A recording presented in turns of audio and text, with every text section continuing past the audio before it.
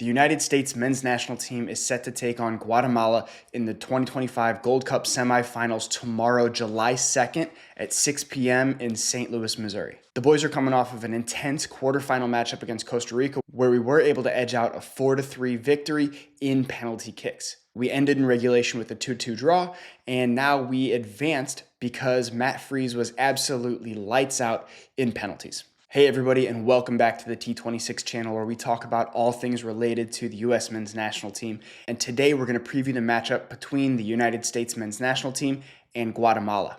These two nations have faced off 27 times, with the U.S. holding a 16-5-6 record, which is historically very dominant over Guatemala. And honestly, I would expect it to be. No disrespect to Guatemala, but the infrastructure, the resources, the sheer number of players in the country should give us a natural edge.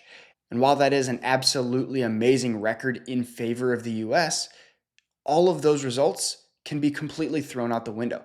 The last time that we played Guatemala was in World Cup qualifying in 2016, where we did come away with a 4-0 win. However, the matchup before that, just in the week prior, we lost 2-0.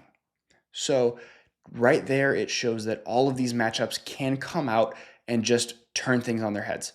However, I think that all of that should just be thrown out the window because we're talking about matches played almost 10 years ago. There's nobody on this team who is getting consistent minutes for us in 2016, and we're looking at a completely different setup with new coaches, new players, new systems, all of it. So while history may be on our side, that doesn't mean too much going forward. What is going to mean something going forward is the crowd and the support that the U.S. men's national team is going to get here in St. Louis, Missouri. This is a soccer town. We have got a lot of passion. I think we're one of the only teams in the MLS where every single fan in the entire stadium, not just the supporter section, stands up for the entire match.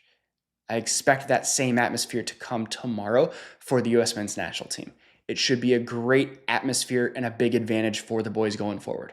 And while I think that we are going to be able to really lean on our home field advantage, I don't think that we can just cruise through this. This Guatemala team is clearly very disciplined, very tactically sound, and they just took it to a Canada team and beat them with, despite what Jesse Marsch just said, most of their players. They had Jonathan David in camp. They had Schaffelberg in camp. The only one that I think was truly missing was Alphonso Davies due to a knee injury. But Canada had most of their talent available, and Guatemala still beat them. And this is a Canada squad that beat our A team in the Nations League just a few months ago. Now we're going to dive into the Guatemala side and learn a little bit about them, because honestly, they were not one of the favorites to make it through their group. They were in a group with Panama and Jamaica, who I think both have the discipline and the talent to make it through. However, Jamaica did not perform well. They seemed to self-destruct like they often do, and Guatemala was able to take advantage. They were grinding out very low-scoring affairs in their group and were able to make it through. They scored 4 goals. They gave up 3. That's a goal differential of +1, so they are not going to be an offensive threat for us, and I would expect them to bunker and try and hit us on the counter and really concede possession and hope for maybe penalty kicks. Hope for maybe a quick goal or a mistake from us that they can capitalize on. And while they may have an aim for a low-scoring affair and trying to get to penalties, they can't completely bunker, because this is a match where a draw is not going to happen. And Matt Freese just proved that he is fantastic in a penalty shootout, and it feels like he guessed right almost every single time and got a hand on almost every single shot that Costa Rica took. So I would not feel confident going into a penalty shootout against Matt Freese. And I don't think that they're going to feel very confident in that strategy as well. They may still concede possession and try to play in a low block, but they're eventually going to have to play the game with us. Now, for the U.S. men's national team, I think that we're not going to see a ton of changes in our starting 11. No matter how much I would like some, and we'll get to that in just one second, I believe that Mauricio Pochettino is going to stick with his guys that have gotten him this far.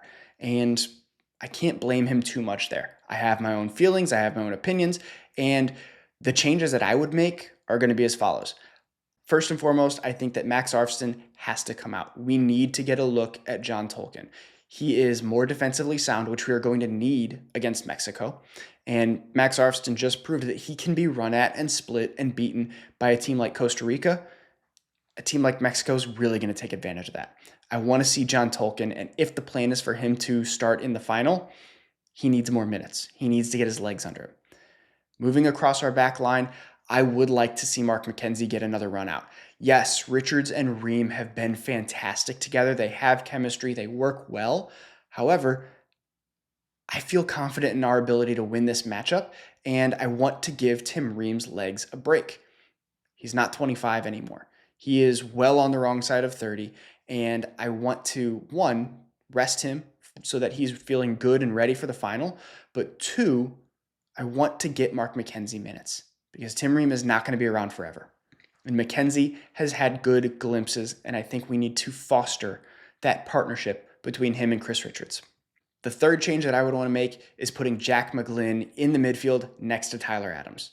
Luca De La Torre, he's had a decent tournament, but he's ultimately played it a little bit too safe for me. He's very good on the dribble, but his passing in the attacking third has been very passive. It's been very sideways, it's been very back. And I think early on, we can capitalize on stretching Guatemala. If they come out and try and hit us early, first 5-10 minutes, we can rely on a player like Jack McGlynn in his rightful position in the midfield to play a long ball over the top and to slot one of our attackers through.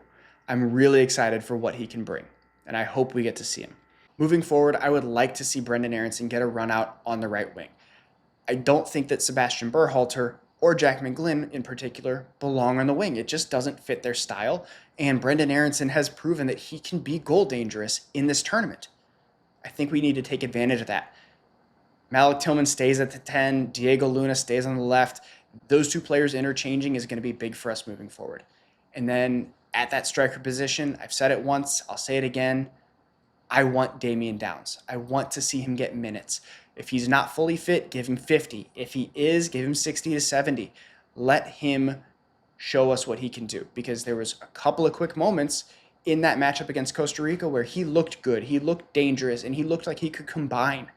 I want us to take advantage of that. I want us to explore him as an option because we need to capitalize on our chances early to really force Guatemala to open up. If we can score on one of our first opportunities in the first 10 or 15 minutes, Guatemala has to play with us. They have to open up. They can't bunker and hope for a 0-0 draw. And the more that they open up, the more that the field stretches, the more that Jack McGlynn gets to play long balls in over the top, and the more opportunities will come our way. Patrick Agyemang has been incredibly wasteful all tournament long. We cannot afford to let those opportunities go by the wayside. We have to capitalize early and often. With all that being said, and if everything goes according to plan, which if we're talking to me, it's probably not going to, I think that the U.S. men's national team comes out with a 3-0 victory. I think that, again, if we can score early, we can score often. And while Guatemala has been pretty defensively sound and tactically sound thus far, if we can stretch them and force them to play, that's going to break down. And scoring 3 goals in a matchup like this is a good margin of victory. And if we can pull off a solid victory in the semifinals, we are going to move forward into the finals against either Mexico or Honduras, feeling good and feeling confident. I'm hoping that can happen. I don't want to look too far ahead, but realistically, I think we're setting ourselves up for a good matchup in the finals against one of those two teams. All right, guys, that's everything I've got for you. Leave a like and a comment in the comment section down below, and let me know what you think the final score is going to be here. Do we score early and run it up, or is this going to be a 1-0 victory for us, and we're going to have to really grind out that win? Let me know. Thanks for tuning in, and I'll see you next time.